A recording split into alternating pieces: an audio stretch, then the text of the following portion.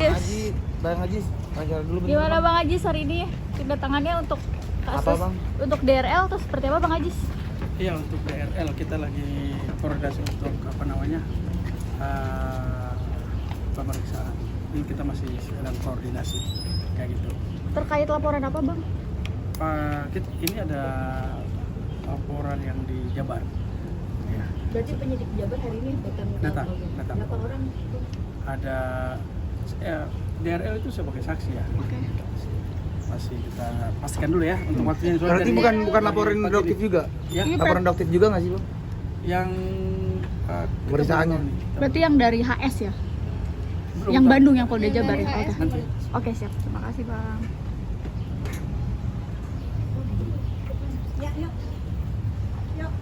Nah, hari ini penjadwalan pemeriksaan dari Polda Jabar. Mungkin sejauh ini kesiapan dari DRL sendiri seperti apa sih, Bang Agus? Untuk pemeriksaan hari ini kami masih koordinasi dulu karena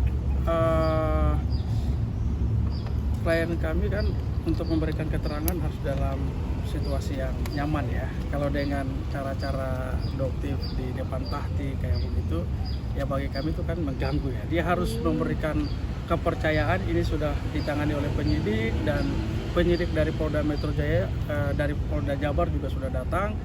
Karena dia berdiri di depan tahti itu ya orang jadi nggak ini juga kan, jadi ya nggak nyaman lah pasti.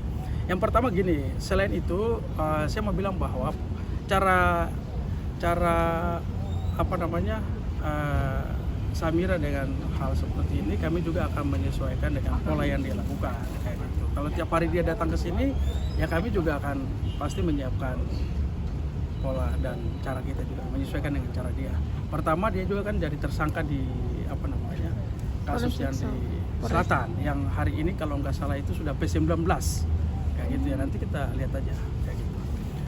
Bang, Memang nggak ada larangan datang ya, cuma kan kalau datang begitu terus ya orang jadi nggak nyaman, nanti dia bikin video, dia bikin konten lagi, dia ini kan itu mengganggu kenyamanan orang kayak gitu. Memang tidak ada yang melarang siapapun datang ke sini itu nggak masalah, iya kan, tidak ada. Tetapi ya kalau sudah ditangani oleh kepolisian, berikan kepercayaan kepada kepolisian untuk memeriksa kayak gitu. Kalau dengan datang bikin konten, bikin video, bikin ini, ya kita tahu lah ini untuk pansos, untuk konten, untuk ini. Keberatan nggak ya, Bang? Kalau dari pihak abang nih? Iya, saya akhirnya kan dari pagi sampai siang itu belum terjadi pemeriksaan. Ya kalau dia mau perkara ini cepat, ya dia harus mendukung penyidik untuk tidak melakukan cara-cara seperti itu. Datang bawa timnya untuk ini videoin nanti kan pasti, lalu nanti dikomentari di ya inilah kita kalau mau menghargai dan mempercayai proses hukum, due process of law, ya serahkan saja mekanisme itu. Tahapan yang sedang berjalan ya percayakan aja. Datang hari ini penyidik dari Polda Jabar ya percaya mereka gitu. Bang, tadi kan mengunjungi pagi hari tadi ya, artinya kondisi dari Richard sendiri seperti apa? Bang tadi sempat berkomunikasi juga pagi-pagi tadi sendiri. Beliau sehat, fit, nyaman, masih terima tamu, masih terima kolega, masih baca buku, ya. Ada keluhan? Nggak ada. Mungkin dengan adanya konten-konten dari dokter sendiri mengganggu psikis. Iya, mentalnya. Kalau mengganggu tidak, ya mengganggu tidak. Cuma kan ini memperkeruh saja ya. Persoalannya di mana dibawa ke sini gitu kan. Dan saya lagi-lagi menyampaikan bahwa kami sudah mempersiapkan langkah hukum untuk tuduhan dia soal mu'alaf Dr. Richard itu, yang dia menyatakan secara telak bahwa Dr. Richard klien kami menggunakan agama dia untuk menarik simpati. Itu pernyataan telak, ya kan? Bagaimana ukuran dia menilai seseorang menggunakan agama untuk menarik simpati? Saya sekali lagi bilang bahwa keyakinan itu adalah wilayah privasi. Teman-teman semua kan pasti paham dan sadar betul bahwa keyakinan itu tidak boleh dipersoalkan. Bagaimana dia beribadah dengan Tuhan itu soal ranah privat seseorang. Untuk rencana melaporkan itu kapan, Bang? Ya, Rencana melaporkan itu kapan? kita lagi melihat waktu aja, momentumnya kapan, timingnya kita lagi lihat. Karena nanti yang membuat laporan langsung itu kan Dr. Richard. Pasalnya itu kalau soal tuduhan itu di pencemaran nama baik diatur di pasal 433, 434 KUHP Junto 441.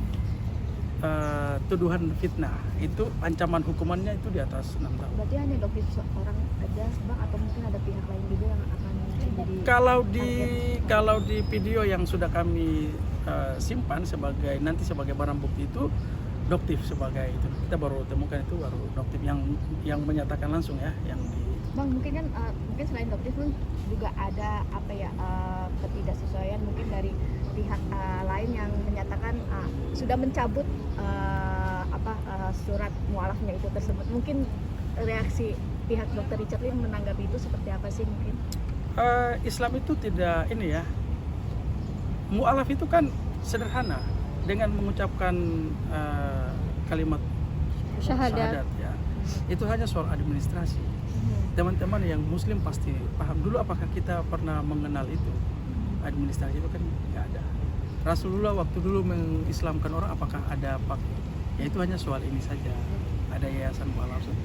Terganggu nggak bang karena enggak, terkait dengan dokumen? Enggak terganggu. Itu bukan dokumen untuk memperjelas status keyakinan seseorang. Karena itu tadi Islam sangat dengan mudah menerima siapapun pemeluknya, kayak gitu. Makanya dengan mengucapkan 2 kalimat syahadat ya dia muslim. Soal bagaimana dia beribadah dan itu kan pribadi kayak gitu. Jadi itu yang kami sangat sesalkan, dan pribadi saya mengutuk tindakan Samira yang mempersoalkan keyakinan klien kami. Itu tidak dibenarkan di undang-undang tidak membenarkan itu, dan otomatis kami akan mengambil langkah hukum yang tegas. Bang, jadi intinya hari ini tidak jadi diperiksa, ditunda atau ganti hari, Bang? Kami sedang koordinasi. Berarti cuma hanya 1 laporan aja Pak yang diperiksa untuk Dr. Richard atau emang ada 2 ini Bang? Laporan. Yang baru koordinasi sampai hari ini, sampai siang ini baru 1. Laporan laporannya itu siapa itu? Wahyudi atau siapa? Sebagai saksi ya, sebagai saksi. Ya, Oke ya, Terima kasih banyak, Bang. Sederhana ya bang, mualaf itu sederhana ya, tidak wajib sholat, tidak wajib Oke, puasa. sip. Oke. Terima kasih Bang Haji.